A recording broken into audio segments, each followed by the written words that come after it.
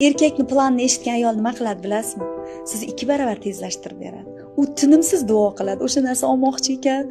Ey Xudoyim, qayerdan bo'lsa ham o'sha pullarni jo'nat, tez olsin, o'sha erkak menga qolsin. Ayolni shunaqa, men turmush o'rtog'imga aytaman. Sizni nimani rejalaringiz bilan meni qiziqishim, unga meni aralashishim kerak, aql o'rgatmayman. Menga lokatsiya belgilab olaman. Robbimdan nimalarni ko'p so'rashim kerak. Aniq manzilini belgilab olaman.